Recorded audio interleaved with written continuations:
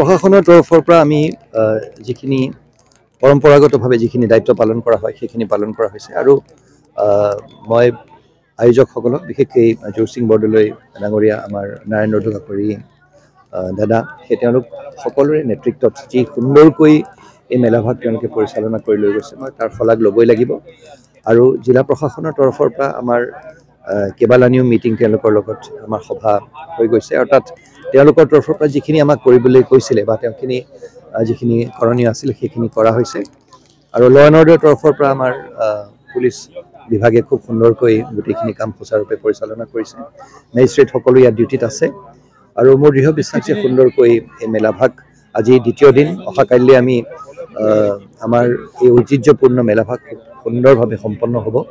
আৰু যি আশা ভৰসা লৈ আজি আমাৰ পাহাৰৰ যিখিনি আমাৰ ভাই বন্ধু বাই ভনী যিসকল আহিছিলে আজি অলপতে আপোনালোকে দেখিছে এই বিনিময় প্ৰথা ইমান সুন্দৰকৈ হৈ গ'ল এই গোটেইখিনি বস্তু আমাৰ সমন্বয়ৰ এটা প্ৰতীক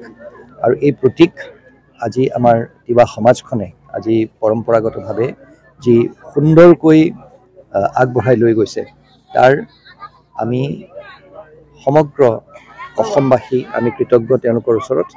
আৰু মোৰ দৃঢ় বিশ্বাস যে সদায় আৰু ঈশ্বৰৰ ওচৰত মই এই কামনা কৰিছোঁ যাতে এই মেলাভাগ আমাৰ সমন্বয়ৰ প্ৰতীক হৈ সমগ্ৰ অসমবাসীক একত্ৰিত কৰি আমাৰ যিখিনি আমাৰ পৰম্পৰা আছে যি আমাৰ সংস্কৃতি আছে সেইখিনি আগবঢ়াই লৈ যোৱাত আৰু বিশ্বৰ দৰবাৰত উপস্থাপন কৰাত এটা গুৰুত্বপূৰ্ণ এটা ভূমিকা আগবঢ়াব